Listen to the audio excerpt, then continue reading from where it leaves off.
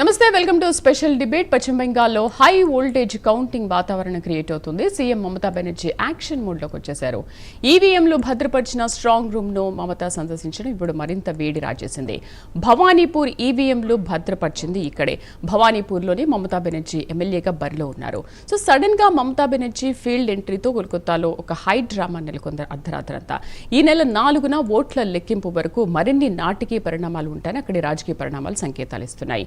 Mamata action political temperature ను పెంచేస్తోంది. Exit polls బీజేపీకి పట్టం కట్టడంతో టీఎంసీ నేతల్లో బీపీ పెరుగుతున్నట్టుగా, అసహనం కట్టలు తెంచుకుంటున్నట్లుగా బీజేపీ లీడర్లు విమర్శిస్తున్నారు. ఈవీఎంలను దొంగిలించిన, ఓట్ల లెక్కింపులో అవకతవకలకు పాల్పడిన జీవన్ మరణ పోరాటం చేస్తారని మరోవైపు మమతా బెనర్జీ హెచ్చరించడం ఇప్పుడు మరింత వేడికి కారణమవుతోంది. బీజేపీ నేతలు ఈవీఎంలను ట్యాంపరింగ్ చేస్తున్నారని ఆరోపిస్తున్న టీఎంసీ కొన్ని సీసీటీవీ ఫుటేజ్లను కూడా విడుదల చేసింది. ఏ విధంగా ట్యాంపరింగ్ చేశారు ఏంటనే విజువల్స్ ని తన కారులో కూర్చుని ఆ విజువల్స్ ని మీడియా కూడా చూపిస్తున్న దృశ్యాలు మనం కొంతసేపట్లో చూడొచ్చు. రైట్, దీపైన డిబేట్ లో పార్టిసిపేట్ చేస్తున్నారు ఆర్డి విల్సన్, బీజేపీ అధికార ప్రతినిధి, అండ్ వీరశేఖరరావు సోమారతో అనలిస్ట్ మనతో పాటు జాయిన్ అవుతున్నారు. నమస్తే అండి అనలిస్ట్ గారు. శేఖర్ గారు మ్యూట్ లో ఉన్నట్టున్నారు, ఒకసారి చూసుకోండి. శేఖర్ గారు, ఎన్నికలు ముగిసిన పొలిటికల్ హీట్ మాత్రం ఇంకా వేడి ఎక్కువ అవుతూనే ఉంది. అటు బెంగాల్లో విజేత ఎవరు అనే దానిపైన దేశం మొత్తం కూడా ఫోకస్ పెట్టింది. ఎందుకు బెంగాల్ ఎలక్షన్ల పైన ఇంత ఫోకస్ పెరగడానికి కారణం ఏంటి? ఒకవైపు ఏమో బీజేపీ మేం గెలుస్తామని అనుకుంటుంది, లేదు ఖచ్చితంగా 4వ సారి మమతా బెనర్జీ సీఎం అవుతారు అని మరోవైపు టీఎంసీ అంటుంది. అసలు ఎగ్జిట్ పోల్స్ ని మనం ఎగ్జాక్ట్ గా ఎలా చెప్పగలం? కొన్నిసార్లు ఎగ్జిట్ పోల్స్ నిజం అవుతాయి, కానీ కొన్నిసార్లు ఎగ్జిట్ పోల్స్ అనేది ఎగ్జాక్ట్ కావు కదా. మరి ఈసారి ఎగ్జిట్ పోల్స్ ని మనం ఎలా అర్థం చేసుకోవాలి? ఈవీఎంలో నిన్న రాత్రి జరిగిన హై డ్రామా గురించి మీ అభిప్రాయం ఏంటి? గత 3 దఫాలుగా ముఖ్యమంత్రిగా ఉన్న మమతా బెనర్జీ ఆమె గ్రౌండ్ లెవెల్ నుంచి తన నాయకత్వాన్ని ఇక్కడ రూరల్ ఏరియాలో ఆమెకున్న పట్టు ద్వారా ఇప్పటి వరకు బెంగాల్ ఓటర్లని ప్రభావితం చేస్తా వచ్చింది. ఆమెగా అక్కడ స్థానికంగా బీజేపీ అనేది అక్కడ స్థానికం కాదు, ఇక్కడ ప్రధాన పార్టీ. ఇది బీజేపీని, ఇది బయట నుంచి వచ్చిన పార్టీ, ఇది నార్త్ నుంచి వచ్చిన సెంట్రల్ పార్టీ అని అక్కడ చూపిస్తూ తను మాత్రమే ఇక్కడ స్థానిక నాయకత్వం అని చెప్పి చూపించుకునే పరిస్థితి. ఇక్కడ ఏంటంటే దీని మీద ఫోకస్ చేయకపోవడానికి ప్రధాన పార్టీలైన సెంట్రల్ లో ఉన్న బీజేపీ, కాంగ్రెస్ ఈ 2 పార్టీలను చూసుకుంటే గానీ వీటి కూటమిలో ఉన్న పార్టీలను ఇక్కడ పట్టించుకునే పరిస్థితి. కానీ ఇక్కడ గతంలో జరిగిన అల్లర్లు, బెంగాల్ కేంద్రంగా జరిగిన అల్లర్లు, బెంగాల్ నుంచి రావాల్సిన పరిశ్రమలు, బెంగాల్కి రావాల్సిన పరిశ్రమలు, బెంగాల్ ఆర్థిక సంక్షోభం, వీటిని అక్కడ అయితే కోల్, వీటికి సంబంధించిన అవినీతి ఆరోపణలు, వీటన్నిటి ద్వారా బాగా ఫోకస్ అయిన సీఎం ఎవరన్నా ఉన్నారంటే మమతా బెనర్జీ గారు అని చెప్పి చెప్పుకోవచ్చు. కాబట్టి ఈ 3 సార్లు ఆమె గెలిచింది, సీఎం గా గెలిచింది. వరుసగా సీఎం గా వచ్చిన ఆమె మీద ఉన్న అవినీతి ఆరోపణలు, ఇవన్నీ కూడా వ్యతిరేకత అనేది ఈసారి ఓట్ చేసుకునే పరిస్థితికి, అక్కడ ఉన్న దాంట్లో బీజేపీ ఓట్ చేసుకునే పరిస్థితి వచ్చింది. ఇక్కడ మమతా బెనర్జీ గారు భయపడేది ఏంటంటే భవానీపూర్ లో తను స్వయంగా పోటీ చేసిన చోట కూడా తను ఓడించే ఈ వ్యతిరేకత పూర్తిగా నా మీదే ఉంది, నేనే ఇక్కడ గెలిచే పరిస్థితి లేదేమో అని చెప్పి ఆమె భయపడి వాటిని ఇక్కడ ఏదైనా అవకతవకలకు పాల్పడి నన్ను పూర్తిగా అసలు రాజకీయాల్లో నన్నే అసెంబ్లీలోకి అడుగు పెట్టకుండా చేసే పరిస్థితి ఉంటుందేమో అని చెప్పి అది చూస్తా ఉన్నారు. ఇప్పుడు నిజంగా మమతా బెనర్జీలో ఆ భయం అనేది కనిపిస్తుంది అంటారు. ఇప్పుడు 3 సార్లు ముఖ్యమంత్రిగా చేసిన వాళ్ళు 4వ సారి నేను ఎందుకు కాను అనుకునే వాళ్ళు ఉంటారు కదా. మరి అంటే ఆ పోలింగ్ రోజు కూడా మనం జరిగిన సందర్భాలు చూసాము. నిజంగా ఆమెలో ఆ భయం అనేది కనిపిస్తుంది, అక్కడ ఖచ్చితంగా బీజేపీ వస్తుంది అని? ఖచ్చితంగా 3 సార్లు చేసిన తర్వాత ఆటోమేటిక్ గా పొజిషన్ వచ్చి ఉండాలి. మనం చూసాం, ఒకసారి ముఖ్యమంత్రి అయినందుకే జగన్మోహన్ రెడ్డి గారు వైనాట్ 175 అసలు మొత్తం ఆంధ్రప్రదేశ్ ప్రజలందరూ నన్ను ఆరాధిస్తున్నారనే పరిస్థితికి వచ్చేసి, అట్లాంటిది దీది తను దైవదూతగా తను అక్కడ ఆకాశం నుంచి ఊడిపోయినట్టుగా చేసిన సందర్భాలు ఉన్నాయి. తను చెప్పిందే శాసనం చట్టంగా చేసిన సందర్భాలు ఉన్నాయి. కానీ ఇక్కడ పరిస్థితి ఏంటంటే పూర్తి స్థాయి వ్యతిరేకత ఈమెపై వచ్చి ఉంది. 100% గ్రౌండ్ లెవెల్ రాజకీయాలు మమతా బెనర్జీ గారికి అక్కడ తెలుసు. తను లాస్ట్ టైం కూడా ఏదో సానుభూతి ఓట్లతో తను ఏదో ఇబ్బంది పడి సానుభూతి ఓట్లతో ఆమె గెలిచిన పరిస్థితి. అక్కడ పూర్తిగా కాన్సన్ట్రేట్ చేయలేని బీజేపీ కానీ మిగిలిన పార్టీలు అక్కడ స్థానికంగా ఉన్న పార్టీలో మధ్య పోటీ లేకపోవటం. అట్లాగే అంతకు ముందు ఏమో వచ్చినప్పుడు కమ్యూనిస్టులు కంచుకోటగా ఉన్న 15 సంవత్సరాల క్రితం ఉన్న ఆ బెంగాల్ కోటను మమతా కోటగా తృణమూల్ కాంగ్రెస్ కి పెట్టిన కోటగా చేసుకొని ఎక్కడ ప్రతిపక్షం అనేది లేకుండా పీకి వేసిన పరిస్థితి. ఆ పరిస్థితుల్లోనే ప్రతి ఎన్నికల్లో ఆమె చేసే దాడులు లేకపోతే ఈ పార్టీ ద్వారా వీళ్ళకున్న అనుయాయం చేసే దాడులు వీటిని భరించలేకే అక్కడ పరిస్థితి దారుణంగా ఉండే పరిస్థితి. కానీ ఇక్కడ పూర్తిగా స్థాయి కేంద్ర బలగాలు మోహరించి బెంగాల్లో కట్టుదిట్టమైన ఎన్నికలు చేసినప్పుడు ఖచ్చితంగా భయపడాల్సిన పరిస్థితి. ఇంతకు ముందు ఇంతటి పరిస్థితి ఇంత కేంద్ర బలగాలు వచ్చి ఎన్నికలు నిర్వహించే పరిస్థితి ఉండదు. అక్కడ తనే ఆ వ్యవహారం అంతా చూసుకునేది ఆ ప్రభుత్వం మాత్రం నిర్వహించేది. కేంద్ర బలగాలు ఉంటే కొంతవరకు మెయింటైన్ చేస్తుంది. కానీ ఇక్కడ కేంద్ర బలగాలు కట్టుదిట్టమైన పరిస్థితి 90 లక్షల ఓట్లు తొలగింపుకి వాళ్ళు ప్రిపేర్ చేసి పంపించడం, వీటన్నిటిని చూస్తే మమతా బెనర్జీకి ఇక కంచుకోట కూలిపోయిందనే పరిస్థితి ఆమెకి పూర్తిగా అవగతం అవుతుంది. దాని వల్లనే అసలు కంచుకోట కూలిపోవడం కాదు, తను ఎమ్మెల్యే కూడా గెలిచే పరిస్థితి ఉండదేమో, లేకపోతే ఇక్కడ ఇంకేదన్నా జరుగుతుందేమో అని చెప్పి భయపడి, లేకపోతే ముందు రేపు ఓడిపోయిన తర్వాత ప్రజలకి ఏం చెప్పుకోవాలనే దానికి అక్కడ నేను గతంలో కూడా నేను ఇలా ఎలక్షన్ అయిపోయిన తర్వాత నేను చూశాను, అక్కడ పరిస్థితి బాగలేదు, ఈ ఏవిఎంలు మార్చారని చెప్పుకోవచ్చు. ఇప్పుడు మన వాళ్ళు ఇప్పటికి కూడా ఆంధ్రప్రదేశ్ లో చెబుతున్నారు ఇదంతా ఈ ఓటింగ్ ఈవీఎం ట్యాంపరింగ్ ద్వారా గెలిచారని చెప్పి. మనం గెలవకపోతే ఏదైనా చెప్పుకో, దానికోసం అని చెప్పి సానుభూతి కోసం అని చెప్పి అయి ఉండొచ్చు. కానీ ఇక్కడ మమతా బెనర్జీ గారి కోట అనేది కోలబోతుంది అనేది ఖచ్చితంగా కనిపిస్తున్న అంశం. దాని వల్లే ఆమె ఇలా గురై ఉండొచ్చు అని చెప్పి అనుకుంటున్నాం. కానీ ఇది అసహనానికి గురై అనుకోవచ్చు. రైట్, మళ్ళీ వస్తాను మీ దగ్గరికి. బీజేపీ అధికార ప్రతినిధి ఆర్డి విల్సన్ గారితో మాట్లాడదాం. నమస్తే విల్సన్ గారు. విల్సన్ గారు, రెండో విడత పోలింగ్ రోజే మమతా బెనర్జీ ఎంత అసహనానికి గురయ్యారో మనం చూసాము.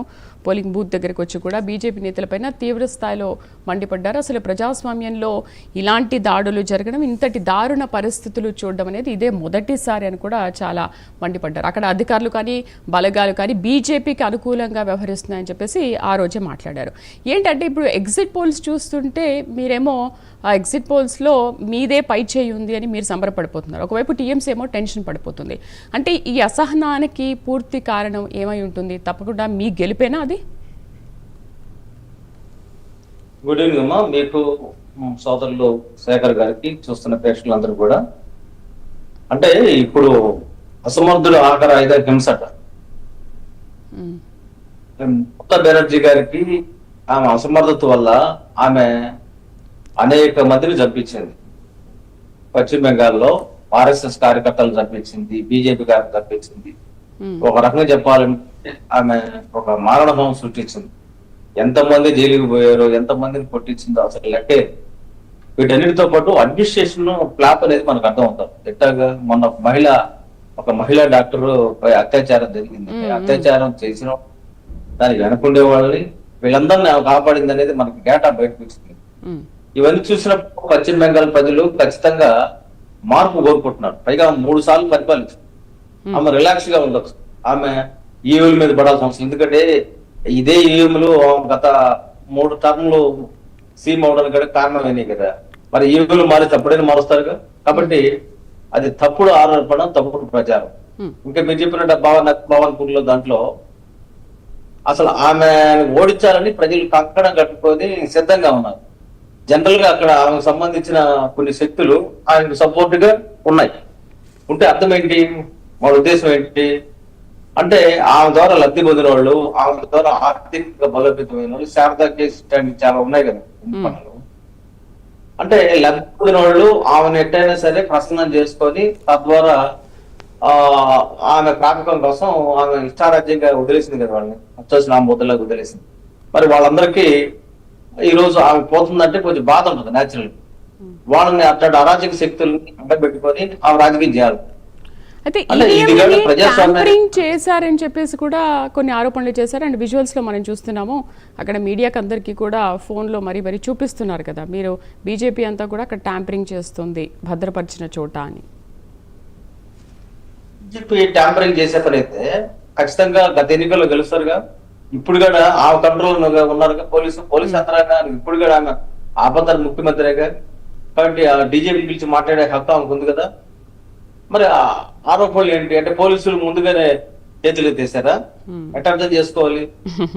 ఇక్కడ ఖచ్చితంగా మనం ఏదైతే ఎగ్జిట్ పోల్స్ ఉన్నాయో వాళ్ళ ప్రజల స్పందనని వాళ్ళు చెప్తారు. ఒక్కోసారి ఫెయిల్ అవుతాయి, ఒక్కోసారి సక్సెస్ అవుతాయి. కానీ పశ్చిమ బెంగాల్కి వచ్చేసరికల్లా ఏకోన్ముఖంగా రిజల్ట్ వస్తాము.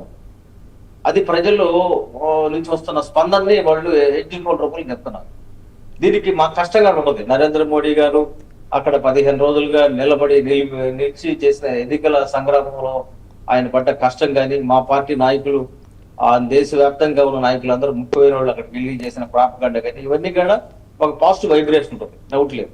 పాజిటివ్ అనుకుంటే విల్సన్ గారు, పాజిటివ్ అనుకుంటే అక్కడ ఆ పోలింగ్ రోజు కూడా సువేంద్ అధికారి అక్కడికి వెళ్ళినప్పుడు కూడా వ్యతిరేకంగా నినాదాలు చేశారు, జై బంగ్లా అంటూ నినాదాలు చేశారు కదా. మరి మీరు దాన్ని ఏ విధంగా పాజిటివ్ అనుకుంటున్నారు? అంటే మీ రోడ్ షోలు కానీ మీ సభలు నిర్వహించడం పట్ల అక్కడ ఉన్న ప్రజలు మమతా మీద పూర్తిగా విసిగిపోయారు, ఖచ్చితంగా బీజేపీకి ఈసారి పట్టం కడతారు అనే దానికి నిదర్శనం అనుకోవాలా? మరి మొన్న జరిగిన దాని గురించి ఏమనుకోవాలి? ప్రజలు ఖచ్చితంగా మళ్ళీ 4వ సారి సీఎంని చేయాలని అనుకోవచ్చు కదా. ఇప్పుడు ఆ చేతుల్లో కొన్ని అరాచక శక్తులు ఉంటాయి. వాళ్ళు ఏం చేస్తారు? ఆ పేమెంట్ తీసుకున్న వాళ్ళు ఆ జై మమతా అనక ఇంకో భాష వాడరు కదా. ఇక్కడ కూడా ఆంధ్రప్రదేశ్ జగన్మోహన్ రెడ్డికి జిందాబాద్ 90% పేమెంట్ పెడతారు. ఇక్కడ పశ్చిమ బెంగాల్ కూడా అదే ఎక్కడికక్కడ నడుస్తాం. కాబట్టి ఆ డబ్బులు తినే వెతవలకి వేరే భాష వాళ్ళ భాష వాళ్ళు వాడతారు. ఇక్కడ నేనేమంటానంటే ప్రజాస్పందనని ఆమె గుర్తించాలి. ముందాక ఒప్పుకోండి ఓటమిని, తప్పు లేదు. ప్రతిసారి మనమే గెలవాలి రూల్ లేదు. ప్రజలు రియాక్షన్ వచ్చింది, దాని మీద ఒప్పుకోవాలి. ఎందుకంటే మేము అనేక రాష్ట్రాల్లో బడిలు ఇచ్చిన కెరటంలాగా అనేక రాష్ట్రాలు ఓడిపోతుంటాం. ఓడిపోయినా ఇప్పుడు నిరాశపడం, ఇప్పుడు ఈవుల మీద నిందే. ఇప్పుడు తెలంగాణలో ఓడిపోయాము. తెలంగాణ ఓడిపోయిన మాత్రాన మేము కాంగ్రెస్ పార్టీ మీద చేస్తాం. మీరు అనుకోండి, తెలంగాణలో మేము మ్యానిపులేషన్ చేస్తే తెలంగాణలో మా గవర్నమెంట్ రావాలి కదా. అంటే ఇక్కడ నేను చెప్పేది ఏంటంటే ఈవుల మీద మీరు కామెంట్ చేయొద్దని చెప్పి సుప్రీంకోర్టు నుంచి గైడెన్స్ ఉంది, దాని స్పష్టమైన ఆధారాలు ఉన్నాయి. ఇక ట్యాంపరింగ్ అనే అవకాశం చెప్పడానికి అది రూల్డ్ అవుట్ అవుతుంది. అక్కడేమి మనకి సందేహం లేదు. ఇక్కడ బేసిక్ ఏంటంటే ప్రజలకి మనం వెయిట్ చేసాము, ఇంకెంతకాలం మరి అసంతృప్తిగా ఉన్న డిమాండ్స్ ఏమున్నాయి, వీటిని మనం ఇంప్లిమెంట్ చేయాలి. ఇది కదా ఉండాల్సిన విచక్షణ. కాబట్టి మీరు రేపొద్దున అవకాశం మళ్ళీ అధికారంలోకి వస్తారని నమ్మకుంటే వెయిట్ చేయాలి. లేదనుకుంటే ప్రతిపక్ష పాత్ర వహిస్తే మంచిదే. ఇప్పుడు అధికార సువేది అయినా ఇంతకుముందు మమతా బెనర్జీ దగ్గర ఉన్న వ్యక్తే కదా, ఆమె నిధి వదిలేసి బయటకు వచ్చారు. రాజకీయాల్లో ఆమె బలం పడిపోయింది కాబట్టి చుట్టుపక్కల కార్యకర్తలు కొద్దిమంది బయటకు వస్తారు. వాళ్ళు మా పార్టీలో చేరిన మాత్రాన వాళ్ళు వాళ్ళని ద్వేషించడమో వాళ్ళు తిట్టడమో అది కరెక్ట్ కాదు కదా. ఆమె దగ్గర ఉన్నప్పుడు కరెక్ట్ బయటకు వస్తే తిట్టాల్సిన అవసరం లేదు కదా. కాబట్టి అక్కడ భాష అనేది కలుషితమైంది, వాతావరణం కలుషితమైంది. వీటన్నిటికి కారణం ఏంటంటే ఒక మహిళ కాబట్టి మనం ఎందుకంటే మాట్లాడలేకపోతున్నాం. కానీ ఆమె మహిళలకి అన్యాయం చేసింది అనేది పశ్చిమ బెంగాల్ ప్రజలందరికీ అర్థమైంది. కాబట్టి ఇది అర్థమైన దాన్ని మనం అయితే దీని మీద ఆశ్చర్యపడాల్సిన అవసరం లేదు. ఈ పరిణామ క్రమం ఖచ్చితంగా ఒక మార్పు దిశగా పశ్చిమ బెంగాల్ ప్రజలు కోరుకుంటున్నారు. అదే సమయంలో బంగ్లాదేశ్ కు అనుకూలంగా ఉండేవాళ్ళు కొద్దిమంది ఉంటారు, అదే ఇండియాకి అనుకూలంగా ఉండేవాళ్ళు కొద్దిమంది ఉంటారు. అక్కడ శక్తులు కూడా ఏరియాల్సిన అవసరం ఉంది. అదేవిధంగా ఏదైతే మనం ఈ పౌరసత్వం సమస్య ఉందో వాటన్నిటికీ అన్ని సమస్యలు కూడా పరిష్కారం చేయాలి. లాంగ్ స్టాండ్ లో దేశ భద్రతను దృష్టిలో పెట్టుకొని, దేశ అవసరాలను జాతీయ అవసరం దృష్టిలో పెట్టుకొని ఖచ్చితంగా వ్యవహరించాలి. అందుకనే సరే పశ్చిమ బెంగాల్ అనేది భారతీయ జనతా పార్టీకి చేతులకు రావాల్సిన అవసరం ఉంది. తద్వారా ప్రజలకు మేలు జరిగే అవకాశం ఉందని నేను భావిస్తున్నాను. రైట్. వీరశేఖర్ గారు, ఈవీఎంలను స్ట్రాంగ్ రూమ్ నుంచి బయటకు వచ్చిన అనంతరం తను ఇలాంటి వ్యాఖ్యలు చేశారు. నిజంగా ఒకవేళ అలా ఈవీఎంలో దొంగతనం జరగడం వల్ల జరిగితే కానీ, లేకపోతే ఇంకేదైనా ట్యాంపరింగ్ చేస్తే కానీ జీవన్ మరణ పోరాటానికి కూడా నేను సిద్ధమే అని అంటున్నారు అని అంటే, నిజంగా టీఎంసీ మమతా బెనర్జీలో ఆ అసహనం అనేది మనకు మొన్న పోలింగ్ నుంచే కనిపిస్తుంది అనుకోవాలా?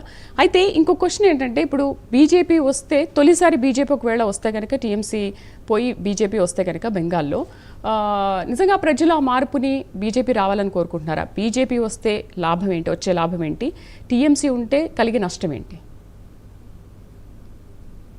ప్రజలు అనేది మార్పు కోరుకుంటున్నారు అనేది వాస్తవం. అక్కడ బీజేపీ ఓట్ చేసుకుంటుందా లేకపోతే స్థానికంగా ఉన్న పార్టీ ఓట్ చేసుకుంటాయా అనేది అక్కడ ప్రత్యామ్నాయంగా వాళ్ళకున్న గ్రౌండ్ లెవెల్ రియాలిటీని బట్టి వాళ్ళకున్న రిప్రజెంటేషన్ బట్టి ఉంటుంది.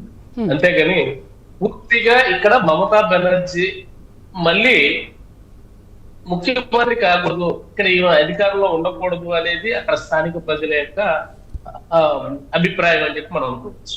పూర్తి స్థాయిలో ఈమె ఎన్నికల్లో ఈమె ఉపయోగించే అలజడులు, ఈమె సృష్టించే అల్లర్లకి భయపడి చాలా మంది ఓట్లు వేసుకోలేని పరిస్థితి. 90 లక్షలు ఓట్లు తీసేపిస్తాయి. రాష్ట్రం మొత్తం మీద 90 లక్షలు అంటే నియోజకవర్గానికి సుమారు 2 లక్షల ఓట్లు ఉంటాయి. అట్లాంటి 90 లక్షలు అంటే దాదాపు 45 నియోజకవర్గాలు సంబంధించిన ఓట్లు అంటే 90 లక్షల ఓట్లు తీసేస్తే అందులో 32 లక్షలు మాత్రమే మేము ఉన్నాం అని చెప్పి మా ఓట్లు అన్యాయంగా తీశారని 32 లక్షల మంది మాత్రమే ఓట్లకి మళ్ళీ అప్లై చేసుకున్న పరిస్థితి. అంటే మిగిలిన 60 లక్షల ఓట్ల పరిస్థితి ఏంటి? వీళ్ళు రాజ్యాంగబద్ధంగా ఇక్కడ లేని వాళ్ళు 60 లక్షల మంది ఒక రాష్ట్రం మీద అలగాళ్ళు సృష్టించడానికి వస్తే, ఈ లేని వాళ్ళు ఉంటే, వాళ్ళ దొంగ ఓట్లు అయి ఉంటే, లేకపోతే బయట నుంచి వచ్చిన వాళ్ళు ఉంటే ఆ రాష్ట్రం రావణ కాష్టంలా అవటం తప్ప అక్కడ సామాన్యుడు తన హక్కుల్ని తను నిలబడే పరిస్థితి అక్కడ ఉండదు. కాబట్టి మమతా బెనర్జీకి ఆ భయం పట్టుకుంది. తను ఆ భయాన్ని జీర్ణించు ఎలాగైనా మళ్ళీ గట్టెక్కొచ్చు అనే ధైర్యంతో ఉన్న మమతా బెనర్జీ ఈ బెంగాల్కి వచ్చి నన్ను ఎవరు కదిలించలేరనే ధైర్యంతో ఉన్నామే. తన మీద ఉన్న ఈ వ్యతిరేకతని ఓట్లుగా పోలైనవి, ఈవీఎంఏలో నిశ్చితమై ఉన్నాయి, ఈ రిజల్ట్ బయటకు రాబోతుంది అని చెప్పి చూసి దాన్ని జీర్ణించుకోలేని పరిస్థితిలో ఉంది. 3 సార్లు 15 సంవత్సరాలుగా తను అక్కడ కింగ్ లాగా రాజులాగా బతికినామే ఇప్పుడు సామాన్య పౌరులాగా బయట తిరగాలి అంటే, అక్కడ సామాన్యంగా ఉండాలి అంటే జీర్ణించుకోలేని పరిస్థితి మమతా బెనర్జీ గారిది.